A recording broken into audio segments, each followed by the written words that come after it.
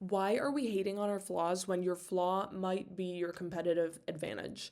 So, I'm going to go and do a bit of a story time because I do have a story behind all of this, but the through line is that your flaw might be your advantage. So, let's get into that.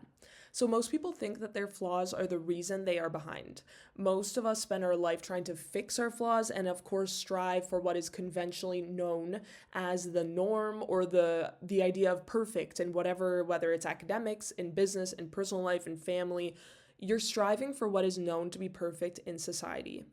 But what if the fastest way to improve wasn't fixing your flaw, but was rather reframing it and trying to see whether there might be a silver lining or a competitive advantage within the flaw?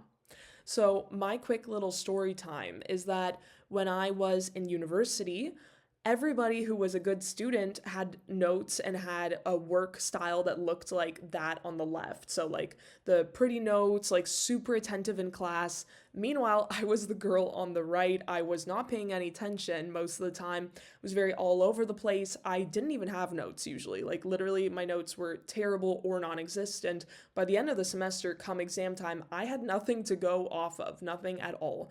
I was also very prone to sort of getting distracted in class, and I was definitely really interested, but my learning style was definitely very different from what was known to be like the perfect type A student. So, come exam time at the end of each semester, I didn't have anything to go off of. So, I literally, what I would do out of desperation, purely out of desperation, is lock myself in my basement. I would get the slide decks from the profs, the ones that they were just using to lecture off of, that everybody else was taking notes on. And I would literally just like a crazy person talk to myself for like 8 hours during the night before the exam. I would talk myself through all of these slide decks as if I was the professor talking to the wall, literally. And then if I missed a detail, going back, looking at the slide, and then rehearsing the entire lecture again.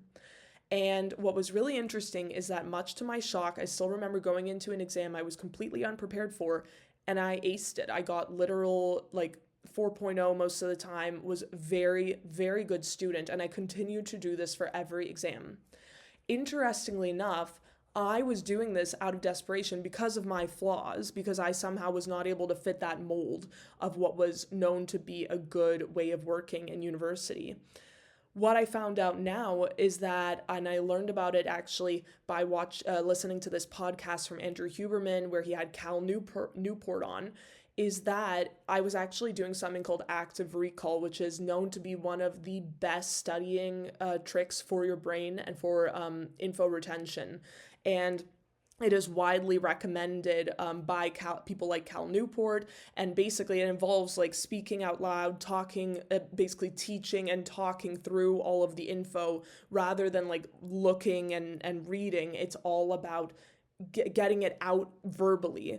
And so, what is really interesting is that our flaws might be pushing us toward better strategies. And again, this is something that I did out of desperation, but it ended up working great for me. And I graduated with amazing grades. So I think the interesting part is just reframing. If you are feeling horrible about a flaw, what if there is this silver lining, or there is this competitive advantage here that you may not realize now, but by already reframing this from something that is negative that could be positive, maybe you can find it earlier. Maybe you don't have to find it accidentally.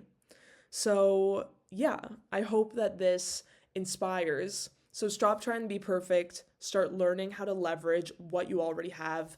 Maybe we can be both of these people at once.